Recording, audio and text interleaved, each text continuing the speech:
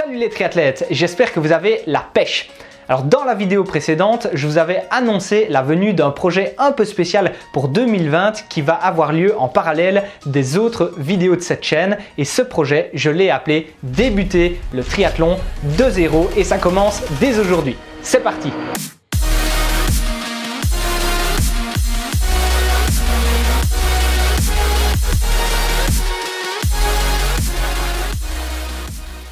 Pour ce projet, n'étant plus novice en triathlon, eh bien j'avais besoin d'un total débutant et j'ai trouvé cette personne, c'est tout simplement mon frangin Mathieu. Salut à tous! Alors en fait, Mathieu a décidé de se mettre au triathlon en 2020 et un peu plus loin dans cette vidéo, il va vous annoncer son premier gros objectif et vous allez directement voir ses débuts dans les 3 disciplines et on peut dire que le défi qui t'attend n'est pas vraiment gagné d'avance. Et puis je me suis dit que ce serait une bonne idée de vous partager ses débuts, ses premiers pas, ses tests, ses galères et sa progression tout au long de l'année. J'aimerais également insister sur le fait que je ne vais pas lui concocter des séances personnalisées comme si j'étais son coach privé, mais il va en fait suivre le programme Triathlète Efficace et les plans premium de ce programme. Et comme pour tous les triathlètes qui suivent ce programme, je répondrai par contre à ses questions et je lui donnerai des conseils personnalisés. Il a donc vraiment envie de jouer le jeu à fond pour progresser et puis moi ça me donnera un feedback très pertinent sur mes programmes. Alors Mathieu, est-ce que avant de commencer, tu pourrais nous donner un petit feedback sur tes antécédents sportifs pour voir un petit peu d'où tu démarres aujourd'hui physiquement? Eh bien, j'ai été basketteur pendant une vingtaine d'années, mais j'ai arrêté maintenant il y a 2 ans. Et étant petit, j'ai fait d'autres sports comme l'escalade ou le tennis, mais qui n'étaient pas des sports d'endurance. De 2015 à 2018, j'ai également fait de la course à pied pour m'entretenir pendant mes intersaisons de basket. Et j'ai notamment fait en 2015, je suis finisher d'un marathon en 3h30 et en 2018 d'un trail de 60 km. Et il faut savoir que je reviens d'une longue année à l'étranger avec 10 kg de plus. Ouais, et malheureusement, c'est pas du muscle. Non, pas du tout, j'ai vraiment pas fait de sport. Et donc au final, hormis ton petit passé en course à pied, où est-ce que tu en es actuellement en natation et à vélo? Pour la natation, j'avoue, ça me fait un peu peur parce que je n'ai plus nagé une longueur entière dans une piscine depuis mes 17 ans, donc ça remonte à il y a bientôt 10 ans. Et je pense que nager dans la piscine en vacances à l'hôtel, ça m'aide pas beaucoup. Ouais, non, effectivement. Et pour ce qui est du vélo, je n'ai jamais réellement fait de vélo, donc hormis quand j'étais jeune comme tout le monde. Donc en quelque sorte, je me considère comme un débutant dans ces 2 disciplines-là. Ok, donc ça vous donne une petite idée de là où en est mon frère aujourd'hui et je crois qu'on peut le dire, c'est vraiment une situation de complet débutant en triathlon et donc ce sera intéressant de voir son évolution au cours de l'année. Et donc rentrons dans le vif du sujet. La semaine dernière, on a été acheter une bonne partie du matériel que tu vas utiliser pour débuter et comme tout débutant en triathlon, ben moi je conseille au départ de déterminer son niveau de départ. Donc ce que je te propose, c'est de réaliser un test dans chaque discipline et ben, l'idéal c'est de faire ça cette semaine. Ok, parfait. Et ben voilà, nous voilà arrivés à la piscine avec le frangin qui va faire son test de 400 mètres à fond. En tout cas, ben je me réjouis de voir ce que ça va donner. C'est parti. Voilà, il a fini son petit échauffement, donc maintenant c'est parti pour le 400 mètres.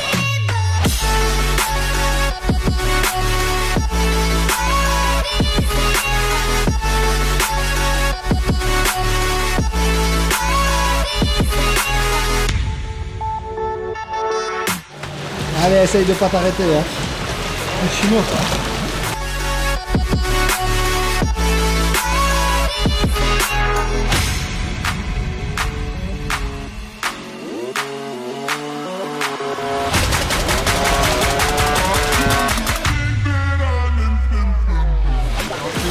Allez, 100 mètres. Allez, 4 longueurs.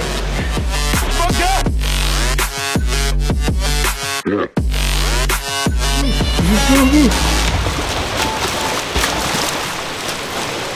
Et stop. En fait, le plus dur, c'est respirer, bien sûr, mais j'ai plus rien dans les bras, quoi. J'ai l'impression que j'ai pas de force, quoi. 1 an et demi, c'est en sport, ça devrait même pas être permis de faire ça. Tu crois que t'as mis combien de temps? J'étais à 4,30 à la moitié, et du coup, je dirais 10 minutes 30. T'as mis 9 minutes 45. Ah ouais. Et le premier 100 mètres, t'étais en 2 minutes. J'ai démarré lentement, mais trop vite quand même. Ouais. Je suis mort.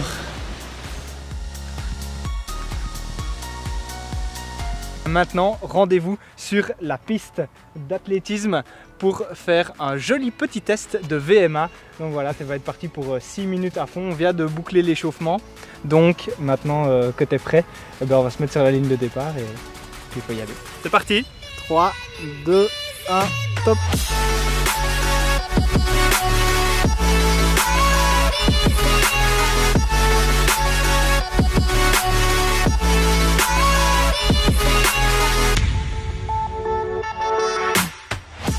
Allez, c'est maintenant que ça commence à devenir dur, là. Il reste 1 minute 30.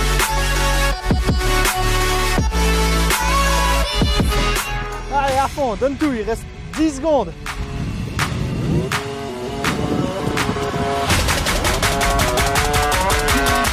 Stop.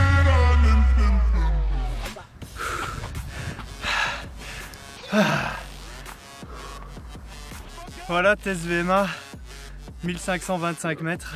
Ça fait 15,25 km/h de VMA. 15-25.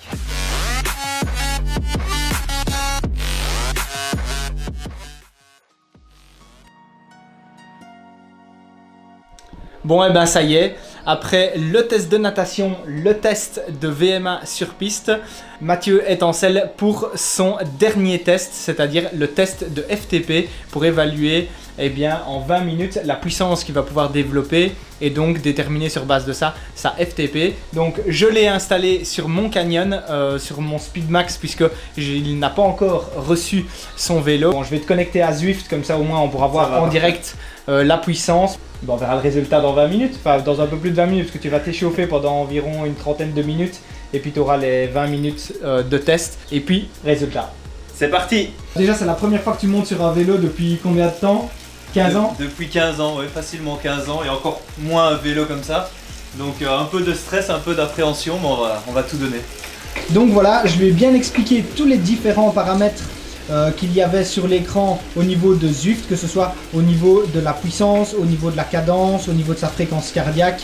D'habitude je recommande un test FTP un petit peu plus long, alors que là ici, comme c'est la première fois qu'il fait du vélo depuis un bon bout de temps, eh bien on va partir sur un test FTP court d'environ 45 minutes. Il aura quand même 5 minutes intenses à faire avant de se reposer un petit peu et puis de faire les 20 minutes à fond du test. Bon bah voilà, il reste 30 secondes avant ton test FTP. J'avoue que c'est assez sale parce qu'un test FTP, on comprend vraiment ce que c'est que la souffrance au niveau des jambes. Donc après toi à souffrir, il te reste 15 secondes. Et puis bah voilà, on va prendre quelques shoots vidéo pendant le test. Comme ça vous allez pouvoir profiter un petit peu de sa souffrance. Allez, c'est parti dans 5 secondes.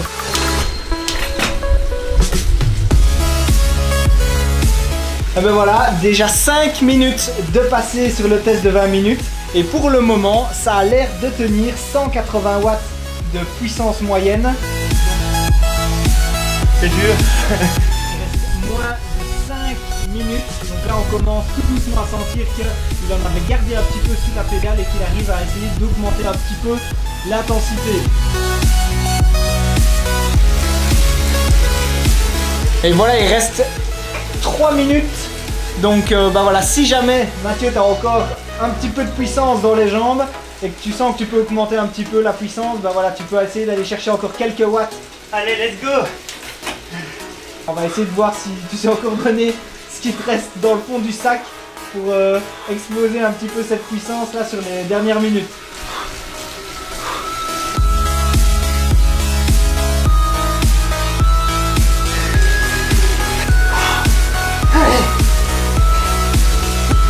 Tout ce qui te reste. Allez, 30 secondes. 10 secondes. Allez, donne tout, lâche tout.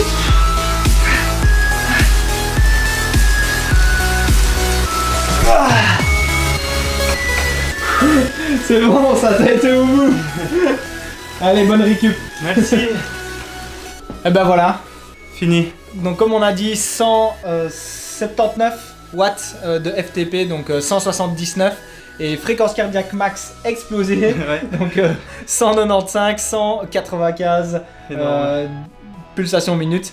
Donc bah voilà, chapeau pour ton test FTP, un premier. Merci. On verra les progrès dans quelques mois. Let's go.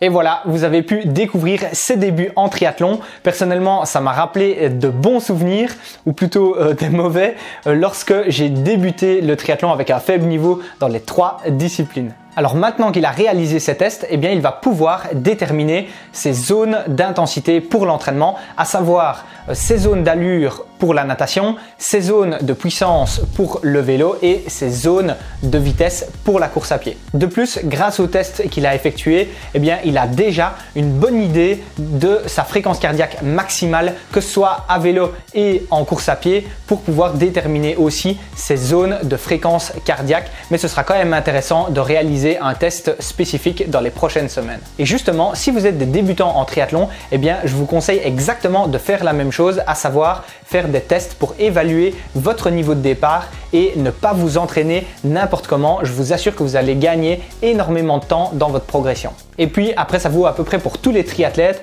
c'est important de régulièrement refaire des tests pour vous réévaluer et voir votre progression. Toutes les 4 à 8 semaines selon les disciplines, c'est vraiment ce que je trouve l'idéal et c'est ce que je fais avec mes athlètes en coaching privé ou au sein du programme Triathlète Efficace. Ça vous permettra d'ailleurs d'aussi mettre à jour vos zones d'intensité pour pouvoir toujours avoir un entraînement avec des intensités personnalisées. Et une erreur qu'on voit très régulièrement et qui est pourtant facile à éviter, c'est de ne pas utiliser les mêmes zones de fréquence cardiaque pour le vélo et pour la course à pied, car dans la grande majorité des cas, les deux sont vraiment différentes. Et puis on avait oublié de vous en parler quand on avait filmé l'intro, donc je vous laisse maintenant une petite vidéo de mon frère qui vous annonce son gros objectif pour cette saison.